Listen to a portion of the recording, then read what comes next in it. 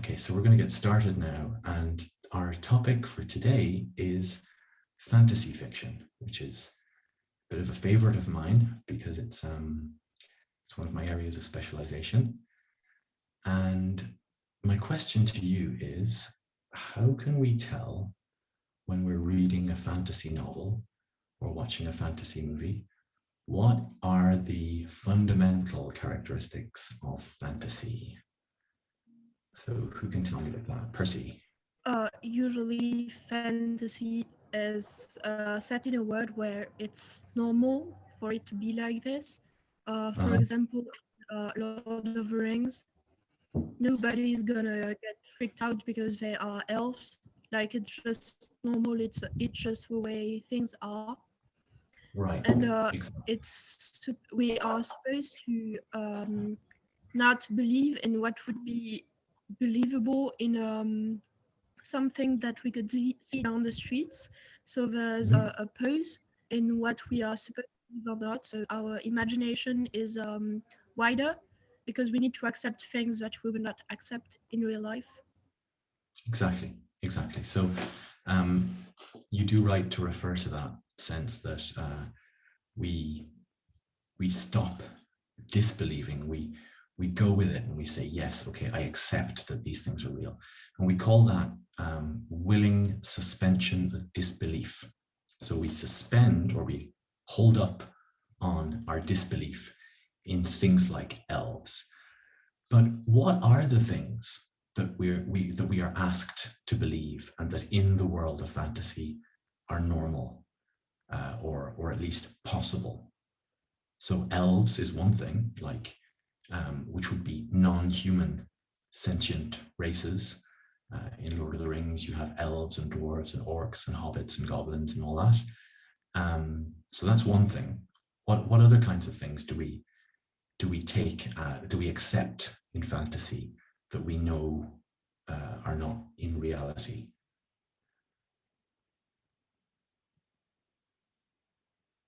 Lola, what do you think? Maybe the use of magic. Exactly. I mean, magic is really the big one. Magic is the big one because, you know, not all fantasy has elves, but pretty much all fantasy has magic.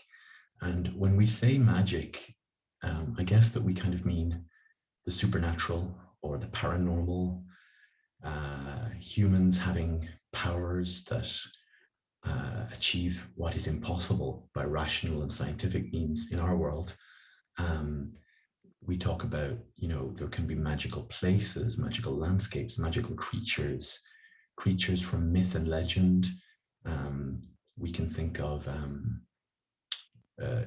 just anything that is impossible and therefore is in the realm of the imagination, the realm of fantasy, when we fantasize about magical worlds.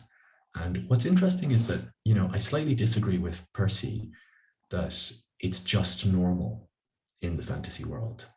Like in some fantasy worlds, it's just normal to have elves, but often the point of view of the reader is, you know, associated to a protagonist who isn't used to seeing magic and isn't used to seeing elves. Like in Lord of the Rings, when Frodo and Sam first meet elves, we identify with Sam, who is particularly impressed, and there's a sense of wonder. You know, so just because we accept that magic is real in fantasy, it doesn't mean that it's just banal. When we encounter it, it provokes a sense of wonder.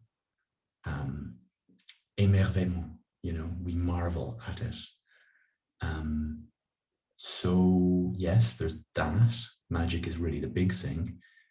This is also, you know, what makes fantasy different, say, from science fiction. Because in science fiction too, we're required to believe in impossible things. But the impossible things in science fiction are usually logical and rational, and they're usually a speculation on what technology may achieve or probably will achieve. So when we see things like robots and space travel, it's reasonable to assume that those will become a reality, and science fiction explores how that might affect our society. And they're usually based on some kind of actual science. Whereas in fantasy, there's no explanation needed. It's just because magic.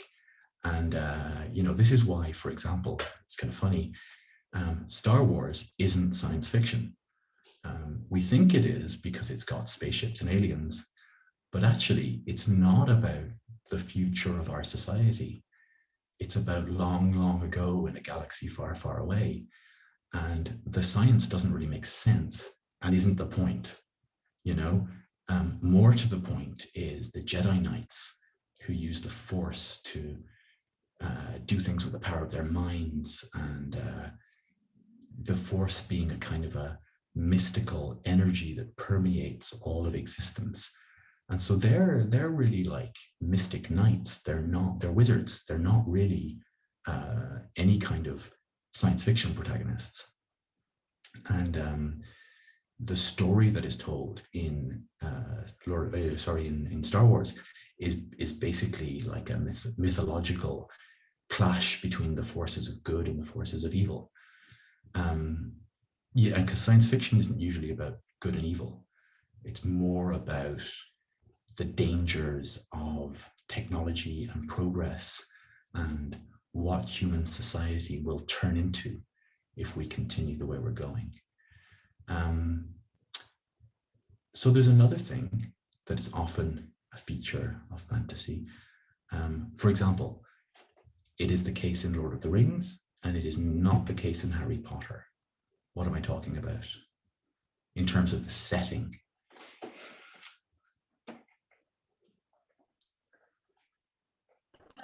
In Harry Potter, there's a part of the word that is supposed to be ignorant about the other part of the word. So basically, it's divided into the Muggle word, where only Muggles and are not aware of the existence of a wizard, and a wizarding word where everyone knows about each other. And in Lord of the Rings, even if they don't meet often, they are aware of each other's existence, and they acknowledge that they all live in the same society. Yes, that's basically it. But I mean, really fundamentally, it's that Harry Potter takes place in our world.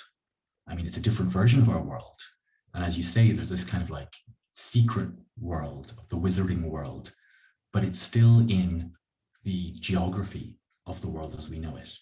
Whereas Lord of the Rings has entirely imaginary geography and entirely imaginary mythology and history and languages. And because Tolkien was a linguist, he was a philologist, a lover of language, he invented his own languages. And this is, when we talk about that kind of fantasy, it is referred to as secondary world fiction, right? That's fantasy that takes place in another world that has no connection to ours. Now, sometimes there is a connection. For example, Narnia takes place in another world, but it starts in our world, and people move between the worlds. They travel from our world to the other world. And so there's a lot of that too. That's also secondary world fiction. But then some fantasy like Harry Potter, it's not, it doesn't take place on a different planet. It just assumes that magic is real and most people don't know about it, but there's a kind of a secret world within the world in which magic is real. So those are the fundamental characteristics. And the history of fantasy as a genre is very much a modern one, because fantasy fiction as a modern popular genre is obviously highly influenced by mythology and legends, by medieval romance, by folk tales, the kind of oral tradition, cultural tales that people tell, by fairy tales. But the difference in the modern world is that these are literary texts. They're not oral tradition folk texts. They're literary stories that are written by an author and imagined by an author, even if they're based on folktales, etc. So the history of fantasy is a history of the revival of the tropes of mythology and so on, but in a popular fictional genre. And one of the things about it is that it's particularly associated with children's literature, with literature for children, because there's a close association between the idea of the imagination, the idea of wonder, and the state of innocence of childhood. So here we go. I have a little PowerPoint to share with you, and this is available on the Ende, and you can see that in the Ende there's also a bunch of other texts, little extracts. There's a couple of other PowerPoints that I've got from various places that are useful as well. So fantastic books and where to find them. Can anyone tell me what that is a reference to? Fantastic Beasts. And where to find them? The J.K. Rowling book, which is based in the Harry Potter universe, Fantastic Beasts and Where to Find Them. And I quite like the idea of fantastic books, fantasy books, being wild beasts that you can go and track down in the wilderness of the library and bring home and try to tame or have live with you as your animal companions. So yeah, we notice when we talk about this that there's a lot in common with children's fantasy and the adventure story. And indeed, their development is parallel. In the adventure story, the journey is to exotic places, usually. And in fantasy, it's to other worlds, whether they be, literally other worlds, or just the world of adventure is also the world of magic. Like, for example, Bilbo Baggins starts out in The Hobbit in the Shire, which is very ordinary.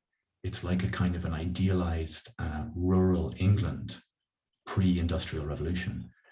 And the hobbits are like little Englishmen who like beer and pipes and good food and peace, tranquility. But then, he gets his call to adventure from Gandalf, who comes into his life as a representative of the world of magic and adventure and says, come on, let's go on an adventure. But like the hero's journey that we looked at, the Joseph Campbell concept, and the type of adventure story where there's a young protagonist setting out in the world, one of the big themes is initiation into adulthood. The character learns and grows and becomes experienced, loses their innocence, but gains the magic sword or the treasure, or rescues the princess, or gets the magic ring or the Holy Grail or whatever the thing is, and brings it back. And in fantasy, the initiation is often much more overt than in adventure novels that are based in the real world, because in fantasy, Harry Potter, for example, the whole story is the process of initiation into being a wizard. It's like initiation into a magical order, or in some other fantasy, you might have some young character who's training to be a knight, or training to be a dragon rider, or whatever it is.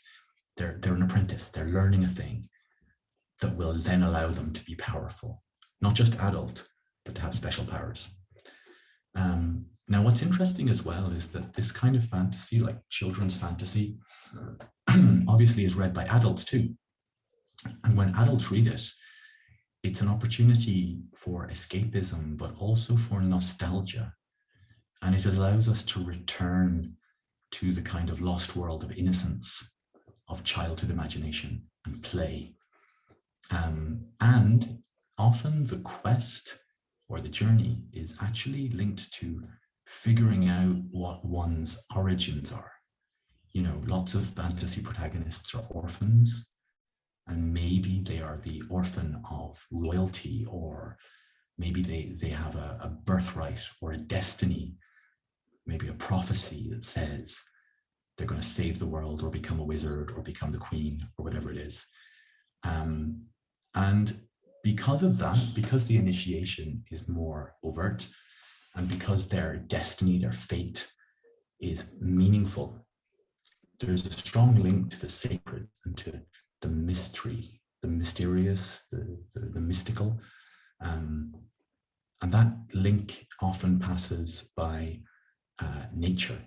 Often it is nature, the natural world itself, that is being fought for by the protagonists, or nature and the spirits of nature are what they contact in order to become initiate and to come into their power.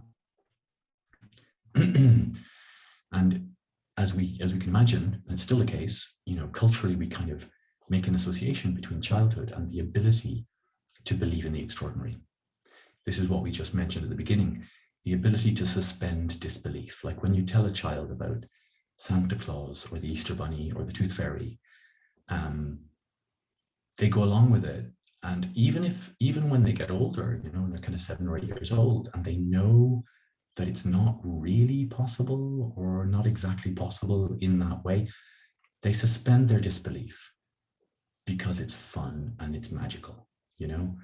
And so children are able to believe in the extraordinary. We'll talk in a minute about Alice in Wonderland. And Alice says in Alice in Wonderland that she can believe 6 impossible things before breakfast. You know, she has a capacity for belief in the impossible that adults don't have. And, you know, children also clearly explore, discover, invent. They're curious, they have adventures just on a day-to-day basis. If you let them play and they have some material to invent things, they will. I was actually playing with my own kids yesterday, and they were, you know, we were just playing with sticks and pretending they were swords. And the 2 kids immediately started saying like, okay, and I said to them, yeah, you know, so are you knights? What are you? And they were like, no, we're baddies. And my son was like, yeah, I'm a Nazgul and I've got the Black Riders and blah, blah. And my daughter said, I'm the queen of the trolls. And, you know, so they were just inventing a whole thing just out of nowhere, but like based on stuff they'd seen or stuff they'd heard or stuff they'd imagined. They're both big fans of Lord of the Rings, but they prefer the bad guys, which is fun. So we've seen this when we looked at adventure fiction, the birth of children's literature, which was very much linked to the rise of the novel, the adventure novel, Robinson Crusoe, and then versions of Robinson Crusoe featuring children as protagonists and written especially for children. And then the whole range of literature that spawned, the boys' adventure book. So in the 19th century, the genre of adventure stories for children was already a big thing, especially, as we said before, for boys. And I'll come back to that in a minute. But in 1865, we have one of the great foundation texts of fantasy, which is Alice's Adventures in Wonderland by Lewis Carroll. And here we have all of those elements. We have the voyage to another world, you know, she goes down the rabbit hole, following the right rabbit. We have the logic of dreams and symbols and the unconscious. We have the pseudo-medieval side of it. You know, she meets the White Knight, who is really funny because he's such a terrible, terrible knight. And we have the anthropomorphic animals, like in fairy tales, you know, animals who can speak, animals who wear clothes and who act like humans. But what's really interesting in Alice in Wonderland is, oh yes, and note the name, right? The place she goes is literally called Wonderland. It's the place of wonder, the place that provokes a sense of enchantment.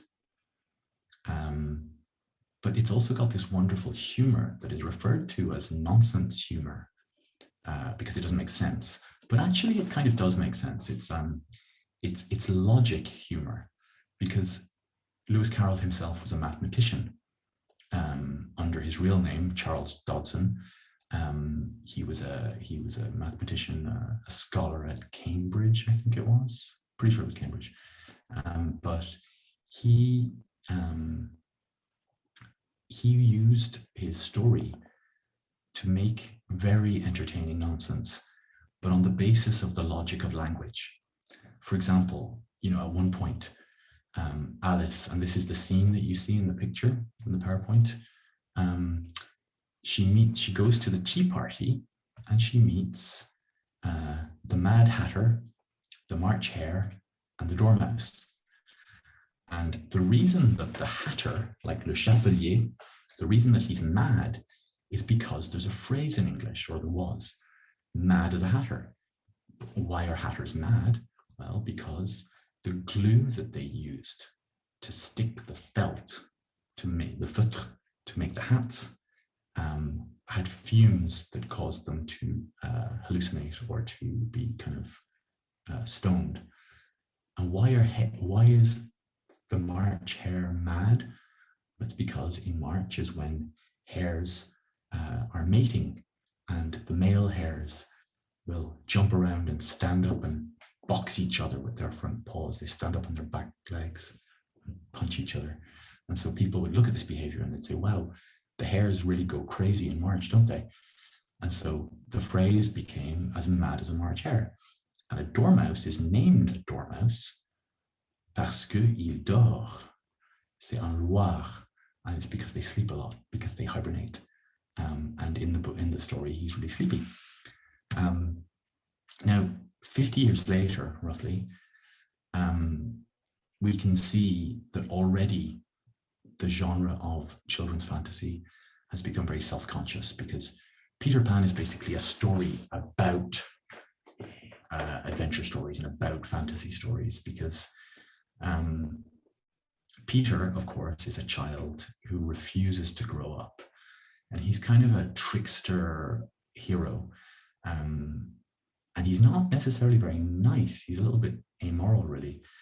He's brave and he's plucky but he's dangerous and he's unpredictable.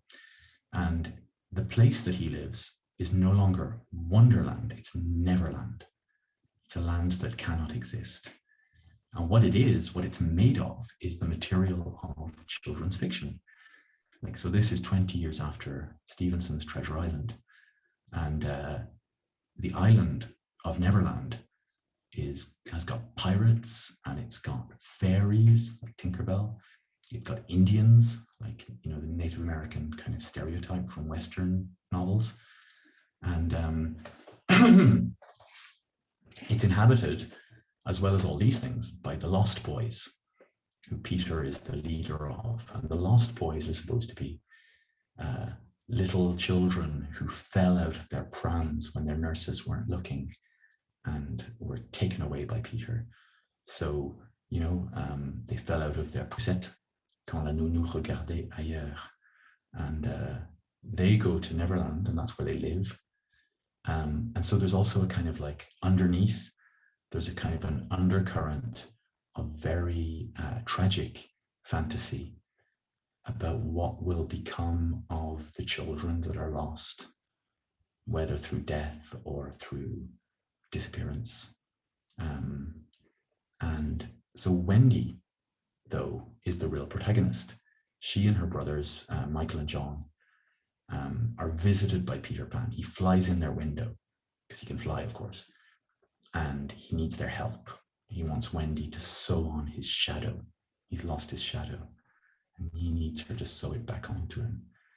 She does, and to thank her, Peter, I can't remember which way around it is, but he wants to give her a kiss, but he doesn't know what a kiss is. So instead, he gives her a thimble, which is a dea coudre. And this is interesting because he's the child who refuses to grow up, and his refusal is manifested by an inability to embrace adult sexuality. You know, the idea, in a sense, is that, you know, he's in love with Wendy, and Wendy's in love with him, maybe, although he's a very dysfunctional boyfriend. But he can't be with her because he cannot grow up. And he doesn't know what a kiss is. And when he brings Wendy to the Lost Boys, he wants her to be their mother. He wants her to take care of them and cook for them and sew for them. You know, so he can't relate to a young woman on normal terms. He has to turn her into a mother. And it's interesting because in today's society, popular psychology has very much embraced the idea of Peter Pan syndrome. The idea that, you know, there are boys who just refuse to grow up. You know, that grown men in their 20s and 30s and 40s can refuse the status of adult man and take on those responsibilities, and instead want to just play and want to just have fun. And obviously this can be the case for women too, but I think it's particularly prevalent in men because our society tends to educate young women into responsibility. You know, it shows young women that they ought to be responsible, and particularly in terms of the domestic sphere, that's their job. Whereas young men often don't learn. They just don't learn how to do stuff in terms of running a household, depending on how strong the stereotypical gender roles are in their family of origin. And in the end, you know, in Peter Pan, it's very sad because Wendy and the boys, like her brothers, they return to the real world. But Peter can't come with them because he won't grow up. And so Neverland is a paradise, but it is also a curse because you cannot have a real life there. You'll never grow old, you'll never grow up. And that's interesting because it's a commentary very much on the cult of the child. Like in Victorian society, the concept of childhood, in a sense, was invented. And it was similar in France, actually, because before that, children were just small adults. And, you know, as soon as they could walk and carry things, they were put to work, whether that was in fields, on a farm, or whether it was in factories in the cities. After the Industrial Revolution, children were required to work and to work hard because there was a lot of children and they needed to, you know, bring in money and they needed to help support the family. But beginning in the 18th century, going into the 19th century, there was this kind of romantic, sentimental idea that children are particularly pure and innocent and worthy, and they're kind of placed on a pedestal. Like there's a cult of worship of childhood, a cult of nostalgia, and a cult of purity. Children are pure, and it is the world that makes them impure, so that there's innocence and there's experience, and that innocence has a moral superiority. Now, in Alice's Adventures in Wonderland and Peter Pan, you can see that those voyages, the people who wrote them, J.R.R. Barrie and Lewis Carroll, clearly have an understanding of the psychology of childhood, and they clearly have an understanding and have close relationship to their own childhood and to children. You know, famously, Lewis Carroll had friends who were little girls. Now, for a long time, people thought that was very suspect and that he must be a paedophile. Now, it turns out that more recent research has shown that even though he was close to these little girls, Alice Liddell being the famous example who Alice was based on, and even though he took photographs of them in costumes, some of them less dressed than others, in fact, at the time, that wasn't necessarily a sexualized thing because of this idea of childhood innocence, which of course doesn't prevent it being sexualized, but also because what people didn't know was that he did actually have relationships with adult women. He very commonly did. He wasn't some kind of eccentric, reclusive mathematician who could only relate to children. No, he was very sociable, and he got on fine with adult women. He had love affairs with adult women. So there's that. But J.M. Barrie is similar because he based Peter and the Lost Boys on a family that he knew in real life. And in fact, so he was friends with these three boys, these three brothers, but he was friends with them because their mother was a widow and because he was trying to court their mother. And I don't mean that was his ulterior motive, because he genuinely did relate to children really well. And, you know, his relationships with adult women were dysfunctional, perhaps, but again, it's not necessary to read a kind of a predatory impulse into these things.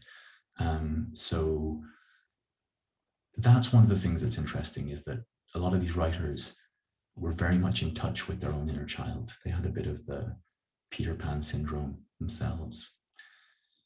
Now, those examples, Peter Pan and Alice in Wonderland, those are really interesting because the protagonists, at least in the sense like Alice and Peter, are actually not good examples. Like, they don't give a good example.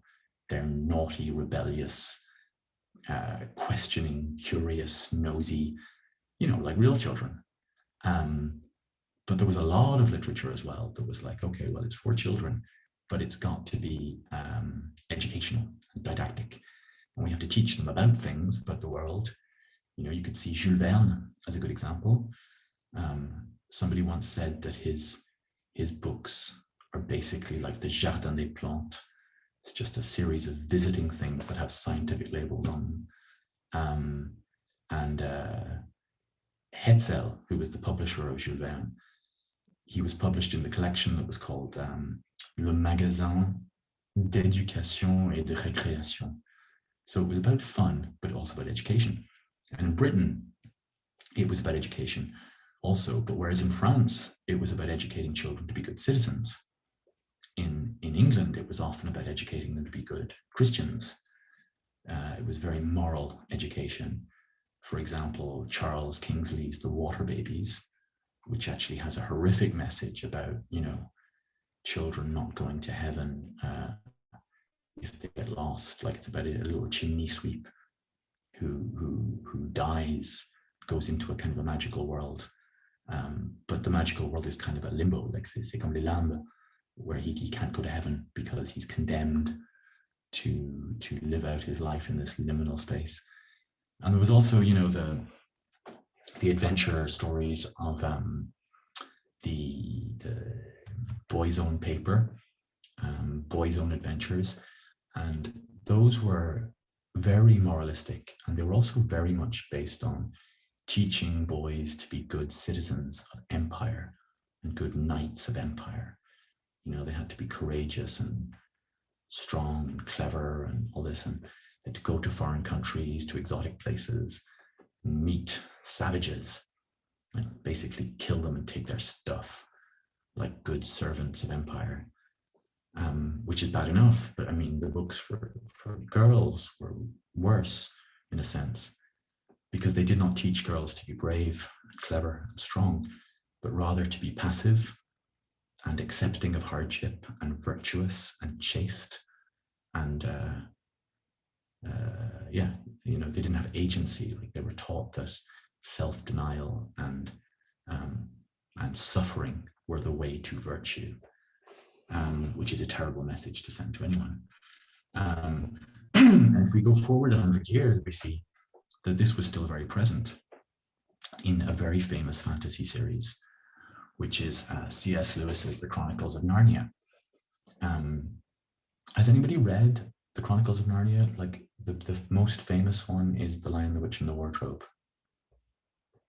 I didn't read all of it, but I was in a class this semester where we studied this. You did it this semester? Yeah, not all of it, but I had to read the second chapter, I think. And can you tell us what happens at the beginning? Like, what's the setup? At the beginning, I think it was, I only had to read the second chapter, but there was this girl, Jill, who had entered a new world with a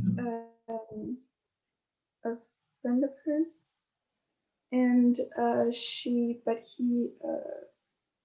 he disappeared. I don't remember how. I think out somewhere. Her name is, what is it? Her name is Jo, is it?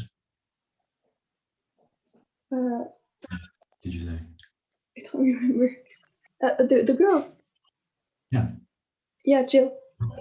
Jill. I think that one is the Silver Chair, I think. Is that the name of it? Yeah. So the one that's even more famous is The Lion, the Witch, and the Wardrobe. And in that one, it's about the Pevensey children. There's 4 children. What are the names? Peter, Edmund, Lucy, and Susan. And they find an entrance to another world in the back of a wardrobe in their uncle's house. And Lucy goes through first, and she finds a land that is in permanent winter. And there's this beautiful image of just a snow-covered landscape with a lamppost, like in a city, but in the middle of the forest. And that's just magic, And she goes there and she meets a faun, like a satyr from Greek mythology, called Mr. Tumnus. But unlike the actual fauns in Greek mythology, he is not a virile, sexual, wild creature. He's a gentleman. He's very English. And so he brings her back to his house and they have tea. And then Edmund is the second one who goes through, but he meets someone different. He meets the Snow Queen. She's the witch of the title. And he is seduced by her because she's beautiful and she offers him treats. She offers him Turkish delight, like the lukum. And the sweets, are a kind of a symbol for indulgence and for Oriental vice. And she wants Edmund to be on her side because it's important to get these human children on your side in the story, in the battle between good and evil and between summer and winter. And the representative of summer is Aslan the lion, who is the solar energy. And he, all the good animals, both real and mythical, are on his side. And all the evil creatures are on the witch's side. And it's kind of a battle between the two. And it's a very clear Christian allegory because Aslan sacrifices himself and is killed, but then he is resurrected the next day, like a Jesus figure. And it's interesting because I think it's there's 7 novels, I think, and the last one is called The Last Battle. And it's about getting to heaven, in a sense. But what's kind of horrifying is that one of the characters, Susan, who starts off the novels as a little girl and grows up a little bit during the course of the novels that those characters are in, the Pevensey children. They're not in all of them. I think there are 4 of them. And so she begins to mature and she begins to embrace adult sexuality in the sense that it says she starts wearing makeup and silk stockings and wanting to hang around with boys. And therefore she gets banned from Narnia. Her entrance to Narnia is blocked because she has lost her innocence in embracing adult sexuality. And it seems like tragic and wrong that to engage in normal sort of adolescent behavior would block you from the kind of Eden world of Narnia. But that was a lot of the Victorian thing that was going on. It was like, children are pure and good, therefore adults are fallen and corrupt, and doing adult things such as sex makes you corrupt and dirty. So only children have access to the original Eden, the Garden of Eden. And once they gain experience and knowledge by eating the apple from the tree, then they are denied access to Eden, so the place of their origin, and possibly also denied access to heaven, which presumably in a Christian paradigm is where they would like to be headed. So again, it's the character who grows up that gets rejected from the other world. And whereas in Peter Pan, it's tragic that he rejects growing up and therefore he stays in the other world. In Narnia, it's tragic that she embraces growing up and is therefore rejected from the other world. But C.S. Lewis seems to have been saying that was well and good, that was the way it should be.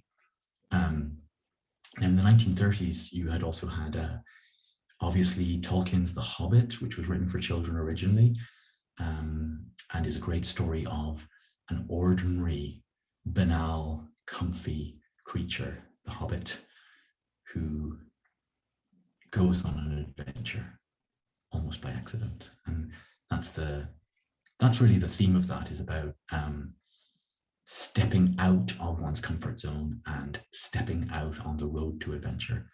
And there's a song in it called "The Road Goes Ever On," down from the door where it began, as if to take one step out your door is to take one step towards adventure, which is quite a cool idea.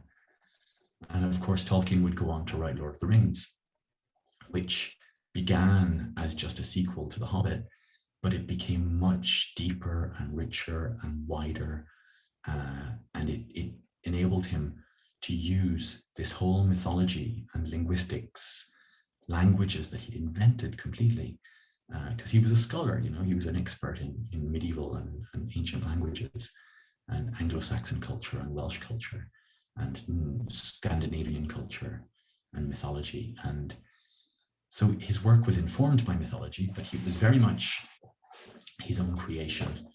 And on the other side, we also had T.H. White, which is less well known today, but The Once and Future King is a very wonderful retelling of the Arthurian legend, King Arthur and his knights. And it's quite funny, actually. And I think it formed the basis of the Disney cartoon of King Arthur that was made.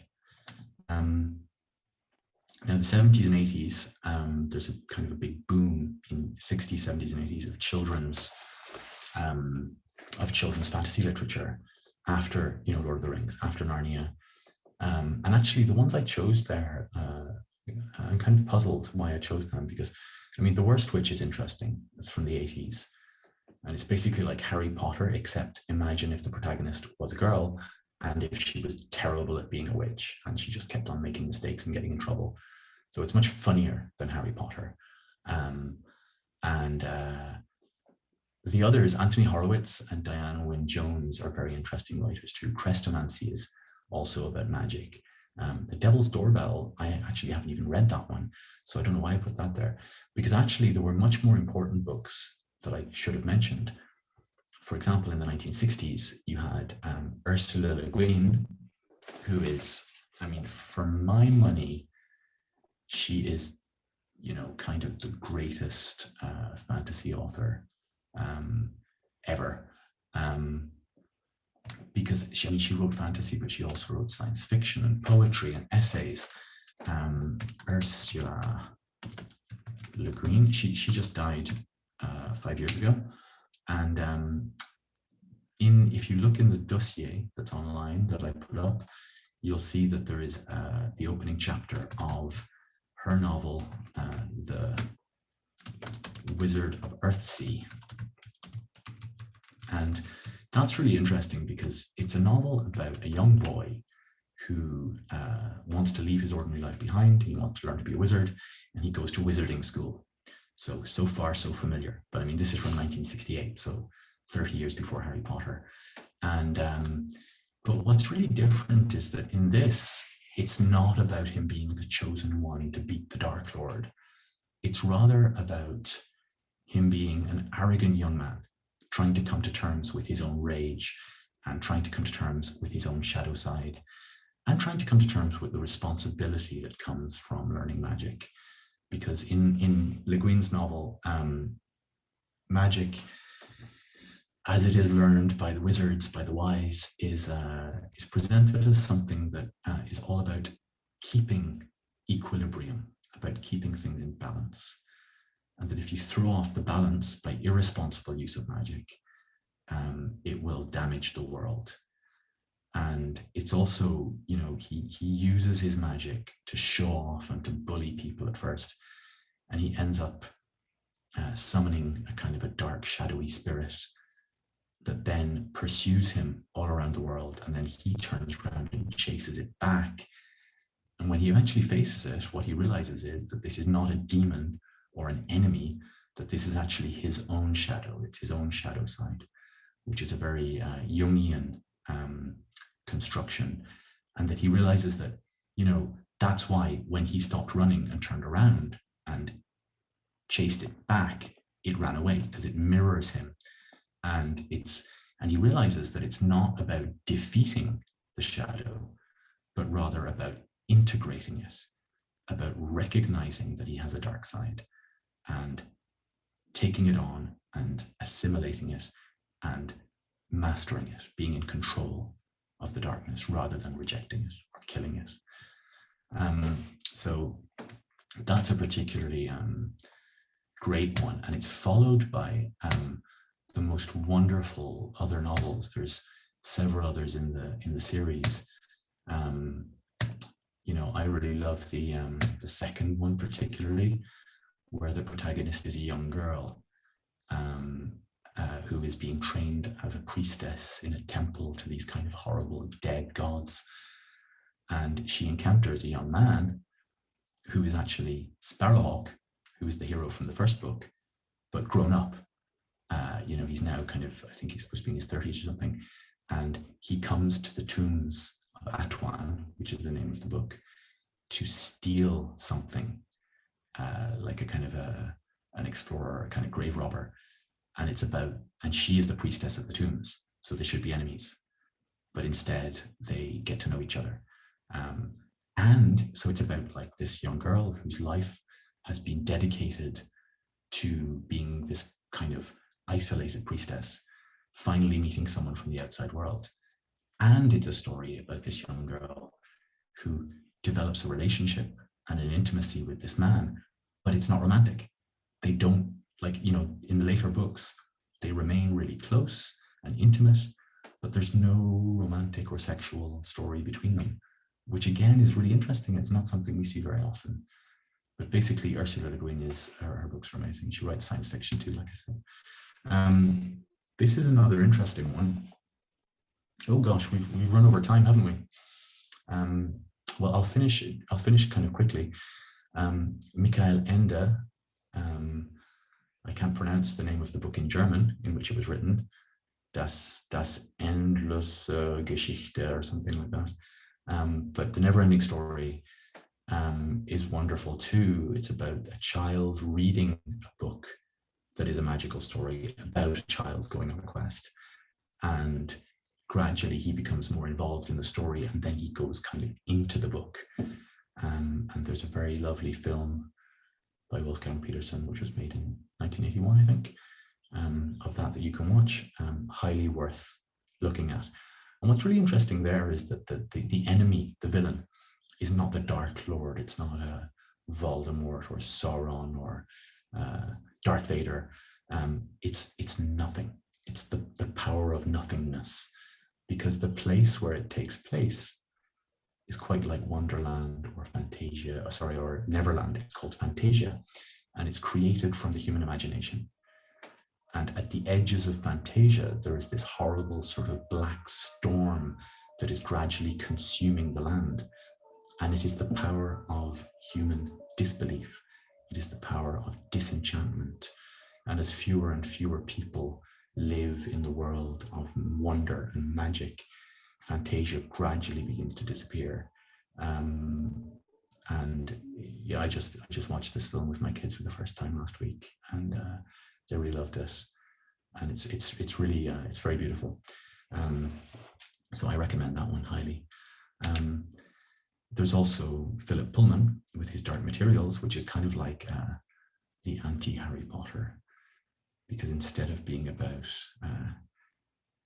elite magicians with inherited wealth, it's about people being rebels and being anti-authoritarian. And it's in fact based on Milton, Paradise Lost, and is about an assault on the authority, as in the patriarchal God, an escalade of heaven. There's a wonderful series that was made of that as well, about 2 years ago. I think they've done 2 seasons so far, and it's very well worth watching. Really excellent acting and production values. Of course, you all know Harry Potter, and there's a lot to be said about Harry Potter, but whatever else about it, it certainly revitalized the fantasy genre for both adults and children. And without Harry Potter, we wouldn't have probably had the huge boom in fantasy and in interest in magic and wonder and mystery that we've had in the last 20 years. And if you look at pop culture today, the effect of Harry Potter and the effect of the movies of Lord of the Rings by Peter Jackson are undeniable. Fantasy and magic has become so much more mainstream than it was, say, in the 90s, where it was considered not very cool. And I think that this is really interesting, because I think that in today's world, fantasy is not just about escapism, but in the absence of ideologies or religions or spiritualities that we can believe in, it's a way of giving people symbolic meaning and hope, you know? And I love this this meme that went around last year, which is kind of like about seeing your life as a fantasy story, because it was saying, you know, yeah, it really sucks to say, you know, we're on lockdown because of a pandemic. I'd rather say that I have been exiled for the good of the realm, you know, to save the kingdom. I have gone into hiding, and one day I will return, you know. And I love that idea that we can see our, if we see our everyday lives in terms of meaningful quests. I mean, it doesn't change what our lives are, but it certainly makes them feel more satisfying sometimes.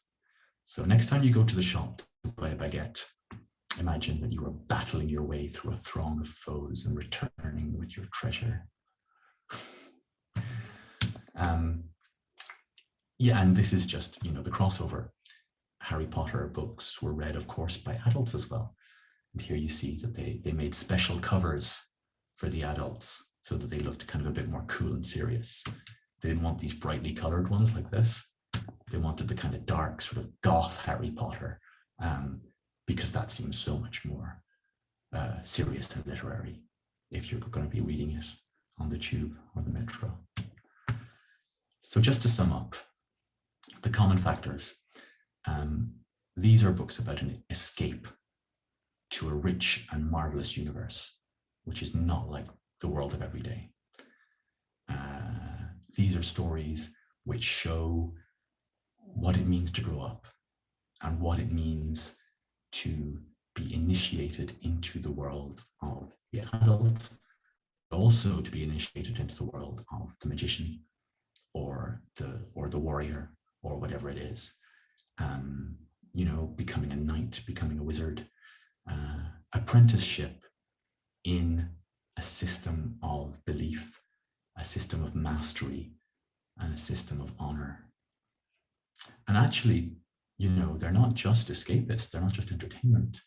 Because fantasy stories, because they deal in symbols from myth and dream and the unconscious, they actually can pose very deep questions about morality and mortality, about power and what it means to exercise it, and about magic, because, you know, magic isn't pointing a wand at something and making something impossible happen, but rather perhaps we could see it as the ability to be enchanted, to look at stories or look at the natural world or look at human relationships and human resilience and courage, and to let that cast its spell over you and to be enchanted in the face of a world that seems determined to disenchant our existence. And so that's how fantasy addresses real life issues, and how it gives people an opportunity to relate to a system of meaning and a system of symbol that is lacking in their lives because they find the religions and the ideologies of the world as it is to be flawed or to be insufficient for the creation of meaning. So, does anyone have any questions about anything related to the class, of course?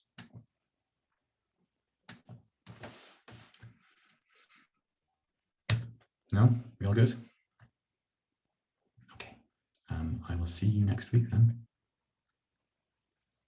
Goodbye, everyone. Good night.